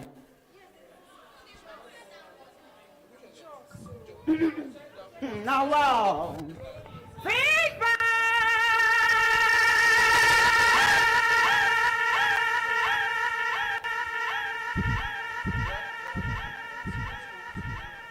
So sorry we cannot continue. Our time is up. But tomorrow at Riv Hotel, we have first potluck. You won. Let's go. Okay. So we have a direct ticket for you. Come now, where you already go? Game Tribe is having a game festival here in Abraka at Ojeta, 27th of November. You have 5 free tickets. You select 4 extra persons attached to yourself. Then meet me at the back. I'll write down your name. Tomorrow we have potluck at Riv Hotel. You know what potluck is? Free food, but if you come, you not bring food, you guas. Then every other Sunday till we go on break for our main event. See you on Sunday. God bless you.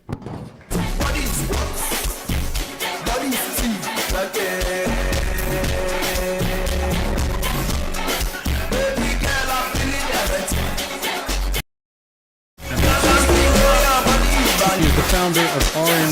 Ezwu Rukevi Annabelle is a social entrepreneur and the creative director behind the fashion. Okay, body is tea. Who wants to drink it? Body is tea. Anyways, thank you very much for that beautiful time. We appreciate you. I'm sure that most of us are feeling light already. Some of us are already complaining behind that, the talk done too much. But sorry, this is a conference. And you must hear speakers speak. And like I said earlier, we've curated the finest speakers and panelists today for you. So you can go nowhere.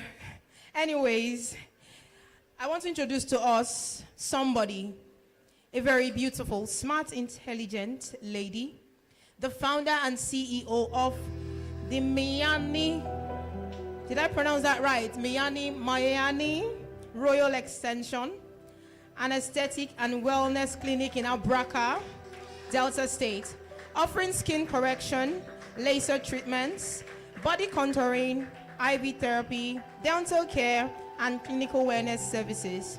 She built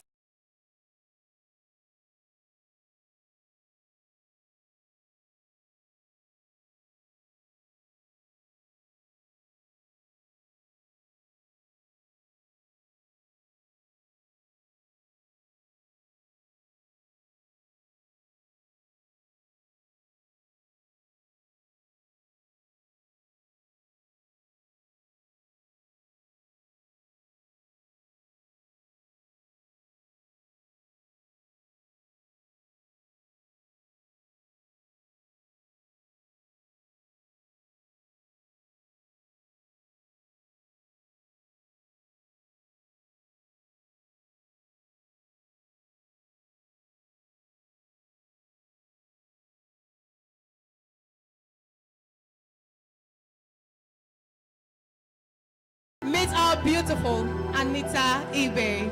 Thank you very much. Beautiful. A round of applause for yourselves, please. I said a round of applause for yourselves, please. Good afternoon, everyone. I want to use this medium to appreciate the organizers of this event. A round of applause for them, please. No, a standing ovation for them, please. You don't know how lucky it is for you to be in a setting like this.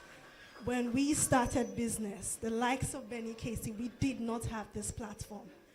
And coming here today to learn from a lot of people is a privilege. So please encourage them. Thank you. So before we begin, I'd love to ask us a question. How many of us here are currently building something? It's a business or an online product, a tech product, or you have that idea in your head you're trying to turn into an income. How many of us, please? A round of applause for them, please. That's amazing. Now, how many of us believe that our businesses needs us every single day for it to strive? All right. My hand is up too, honestly. And the truth is, when we start businesses, we become everything. We become the founders. We become the secretary. We become the customer representative. Sometimes we even become the cleaners. Am I making sense? At the very beginning. But I want to let you understand that you need to become those things for you to understand the scope of your business. All right. Okay, the car with the plate number ABM 273GK should please repark. And also ABC 756CD. I repeat, ABM 273GK and ABC 756CD. Please kindly repack your cars. Thank you. All right, like I was saying, we need to be these things for us to understand the scope of our business. We cannot understand the business without being the pioneers of the business. But along the line, as entrepreneurs, when we're called out to talk, we only talk about how to build the business, how to raise funds, how to get people to, connect with the business. But the truth is that most people forget to talk about what happens when the business starts to grow. For those who don't know me, I'm Anita, the founder of Miani Royal Extension here in Abraka. Today, Miani offers skin correction treatment, dental care, IV infusions, and other wellness services. And when people see the business outside, they see growth, they see the machines. But they do not see the weakest part that the business exposed me to, and that was me. I was the weakest part. And I'm going to break it down for you, very practical. So when I started Miani grew. It was a personal feeling. I just wanted to experience services like pedicure. And I had just come from Lagos, a place where we get these services almost every day. But when I got to Abraka, it was not here. And I said to myself, how can I bring something this tremendous into a town that people are not even conversant with? I spoke to a lot of people, trust me, I was discouraged. People would tell me, oh, you can't build this there, you can't do this, nobody's going to patronize you. Every spot has come in here, has closed down. And I was like, what? I was discouraged, I'm not even kidding. No one saw the idea with me. But I said to myself, hell no. I'm a clean girl, I need to get my pedicures done, I need to get my facials done. And I went into action. It was very, very difficult. I started going for trainings. I remember when I was everything in the business. I would shuffle from rooms to rooms. I would have a client in the facial room. I know 15 minutes is on the timer. I'm going back to do the pedicure. I was everything. Time went on. I kept on growing. I had staffs. Staffs would come and go. And a lot of people are not still coming into realization with the fact that your staff cannot be with you every day. That is something I want to unlock in your mindset. Your staffs cannot be with you every day. Why? Because they do not have the same goal that you have. Before I digress further, I want to really create a mindset shift. Starting a business is different from building a business. Starting a business comes from a place where you want to survive. Survival. That's when a lot of people start business. Oh, I need to make money. I need to sell this. And trust me, it's not a bad thing. In fact, a lot of good businesses started from there. But the truth is, when you're starting a business like that, you mess up. You mess things up. You become reactive. You start to look at your competitors. You copy. There's no substance. But when you're building a brand, building a brand comes from concise goal. You need to have a goal. And honestly, setting a goal, a lot of people do not know how to set goals. But today I'm going to give you how to set goals. People set goals and be like, oh, I want to do this, I want to open. No. You split your goals into two. Short-term goal and your long-term goal. Now, your short-term goals are goals that will drive you to where you want to be. Your long-term goals, those are the actionable steps that you put in place for you to get to your long-term goal. Now, your long-term goal is not a goal you get in 2 years, 3 years, 4 years. That's what people don't understand. They feel like, I just want to be this person. I want to start up. No, your long-term goal is that goal that you yourself imagine that you cannot achieve it, but you set it and said, you know what? I'm going to achieve this regardless of the situation. And when I set these goals for myself, I saw myself meeting different stumbling blocks. It was very difficult. You had staffs, come and go. I remember I had many cases. We would pray over it. You would do everything just to make sure that that business is standing. As time went on, we employed new staff. I hired more staffs. I created departments. People knew Miani. A business that people did not want to key into. But it didn't stop there. That business exposed me to things that you and I. Today, my topic is not really about those who want to start. I'm talking to entrepreneurs, the people already in this. Everyone has talked about how to make money, how to start business, but my conversation is with those who are already in business, because business is a war.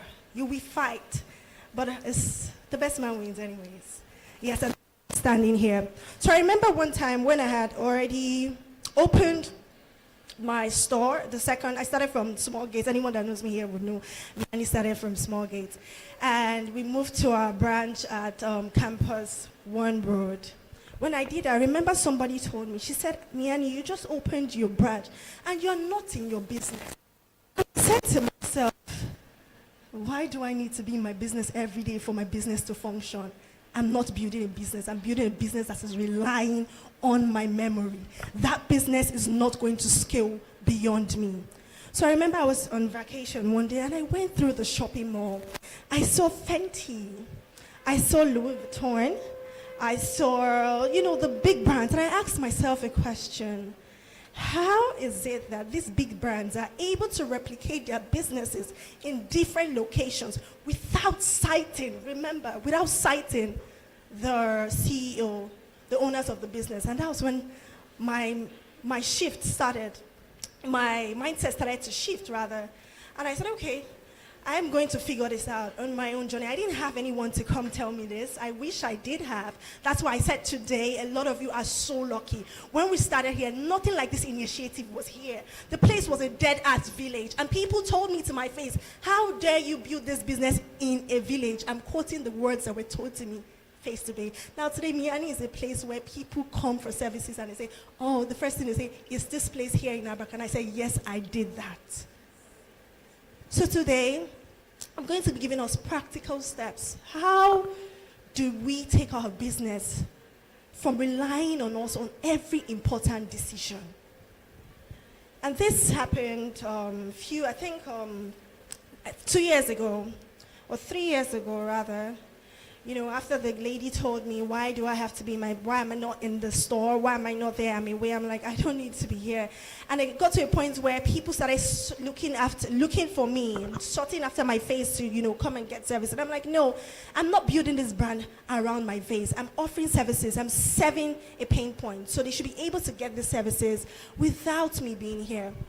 So I thought to myself, how can I do this? I will give you a practical example. I was in the office. We had a client who came in for a chemical peel, and we did our consultation. Everything looked very good. Everything looked routine. Consultation and checklist. Anyone who was following the checklist would see that that client is ready for that procedure.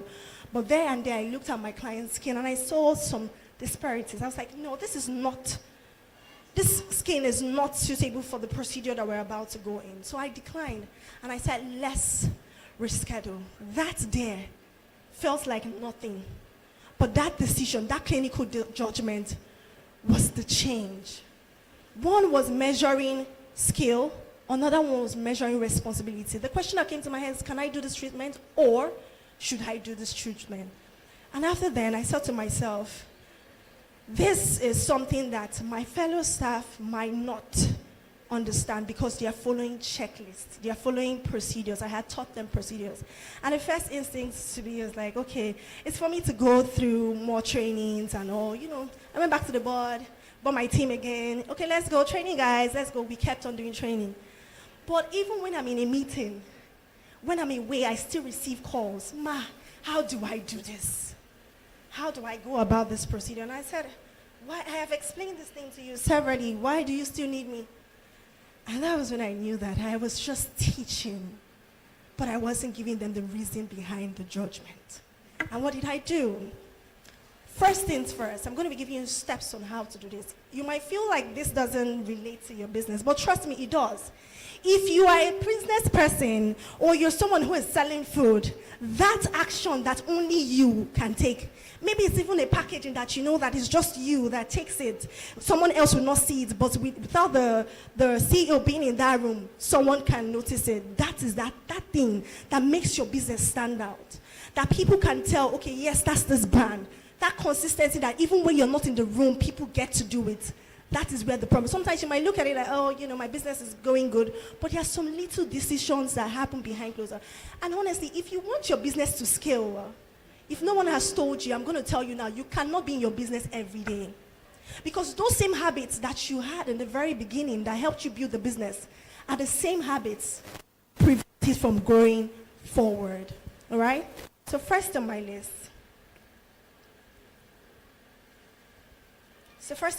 Identify the decisions that always comes back to you. Make a list. I didn't say a to-do list. A what? Decision list. The decisions that you know that always comes back to you. This is not a quick question to answer. You have to sit down. Those calls that I get from my staff, oh, Ma, can I write it down? Create that list. Even if you have not started something, the way you want your business to go, start now. Start making that list. Because any good business does not start from, oh, I need to wait for when I'm ready. It starts from concise clarity. You need to have clarity of what you're doing. So start now. Create that decision list. Now, the second one is teach the reason and not the routine. I'm going to give you a very practical example. I was at home. And I'm not always in Abraka, but I still believe that a business can function beyond this founder. So I was at home one day and my staff, sent me a message. And I was like, I've taught you this thing several times. I created the decision list. I saw the things that were always coming back to me. And I said, okay, I sent them an assignment. You need to take your business like an institution. Take it like a place where, in my office, we do write exams. People don't know. I will set exams for you because I need you to be the best at what you do. At that point, I sent them classwork. And the question was not answer A, B, C. The question was, put me through your reasoning. I need to know why you think this should happen. And it was there, I kid you not, that was where I got the data I have been looking for years. And one of my staff sent me a message, Ma, with this assignment, I don't understand this. And do you know what it is for a staff to send you a message, to be vulnerable and tell you, Ma, I want to learn, but I'm not getting it? That shows that I'm a good leader. Please, somebody give me a round of applause now. So she sent me a message and said, Ma, I'm not understanding it. I really do want to learn on the job. And that made me, instead of me getting angry, I told my partner, can you imagine, this message I'm getting is so, so sweet. I like the fact that my team wants to learn. I sprung into action. That's where we're going to the third step. So you need that data. You need to understand how they reason for you to be able to teach them according to how they will assimilate. You cannot teach procedures. You only have to teach somebody in a way that they will learn. And that would only happen when you have a reasonable conversations with your staff. I get people say, staff leave every time, but I have loyal staffs that have been working with me for years. And that's because we share a good relationship. That's another one point. It's not part of this, but that thing, having a good relationship with your staff, I know we can have bad eggs in business, but do not forget to have a good relationship. Treat them with the respect that you deserve. Be very respectful. Pay on time. Some people know they pay. You would not pay your staff, and you expect your staff to come in and give you everything that they would not. I'm sorry, they wouldn't. My staff will receive salary that you will receive. If you need to get a bonus, encourage them. Not every time you're shouting. When you see somebody has implemented what you've thought, I saw you. I see you. I see the efforts you put in my business. God bless you. That alone changes a lot of things. Some people feel like, because I'm paying you, you should give me your life. Hell no, it's not my business. So the fact that you see people give you their time, be appreciative. That's a lot of things that I see in a lot of businesses, and I'm really, really sad about it. I would be in a salon and I would see a woman talking to her staff very rudely, and I'm like, no, you don't do that. That's uncalled. Please, let's try to teach the people that, work for us. Let's encourage them, be teachable, and also love them. It's not easy for them to carry your vision. Having people that carry your vision is another thing, all right? Now, step 3, turn your thinking into systems. Now, when you hear systems, a lot of people will think I'm talking about software. Hell no. Those little systems that you see, even if it's you employing a sales girl, turn your thinking into systems. The way you want her to attend to the client, your systems could be your consultation form, could be your checklist, could be that paper that they sign before turn it into, so they don't miss out steps. You cannot build a business and bank on someone's memory. No. People forget. People have life. Life goes on. Things happen. Turn those systems turn those thinking into systems. A lot of people have things going on. Somebody might be having a bad day, their husband had broken their heart, or their child is sick, and you expect that person to come and remember what you told them. Hell no. To avoid mistakes, turn your thinking into what? System. The tool doesn't matter, but the repeatability does. The fact that your staff can repeat the systems and give you the result that you desire makes your business a place where it can scale. All right, number 4. Measure what matters. If I ask someone today, measuring your business, a lot of people would tell me revenue. Am I correct? A lot of people would tell me money. But the truth here is, for me, something that's very, very important is corrections. How much are the corrections coming, or how less are they coming? That's when you know what you've put into place, what you've implemented is working. And a lot of times, I think I saw a video on TikTok. I don't know if anybody watched this, the pepper soup lady, people were bashing her and everything. A lot of people, I saw the videos, and I was so angry at a lot of people in the comment section. They were so biased.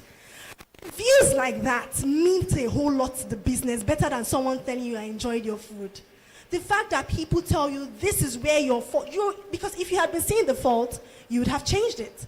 But the fact that you're not seeing it has made it be like that for someone to come and pick points of fault for you. And I love the fact that that CEO took the lessons from that. She went into action, trained her staffs, and that was because. So please, if you're measuring anything in your business, those corrections, they would make you stand out. Take them from your clients. Ask these questions. All right? Now, so take your phone right now. I want you to write these 4 things. Number 1, the decisions only I make. Why I make them. How can I teach them? And how will I know someone else makes them consistently? Now you've just built your operating system, the very beginning, all right? I should come again? Number 1, the decisions I make, only I make. Why I make them.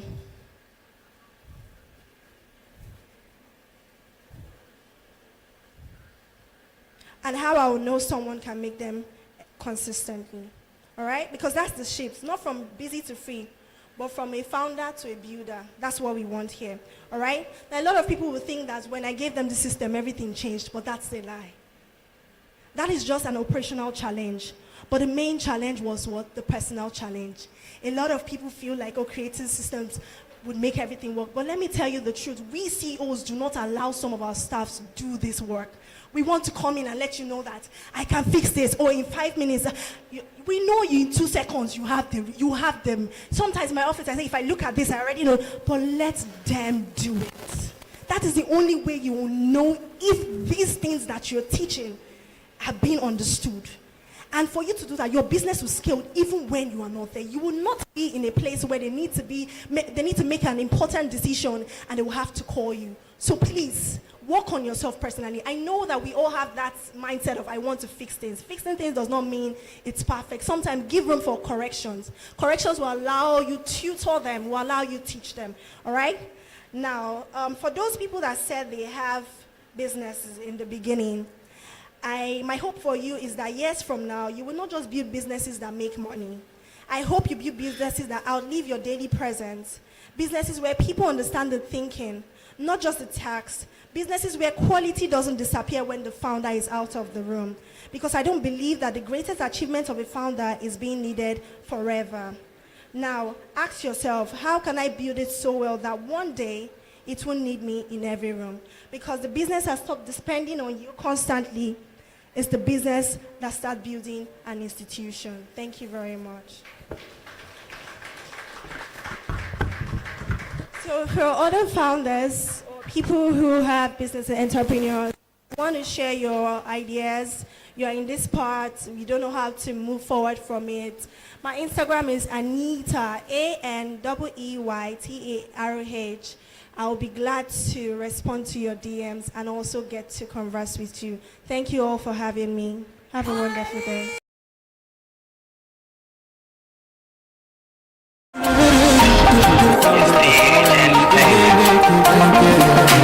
Behind the fashion brand specializing in ready-to-wear headwears and bridal hand fans.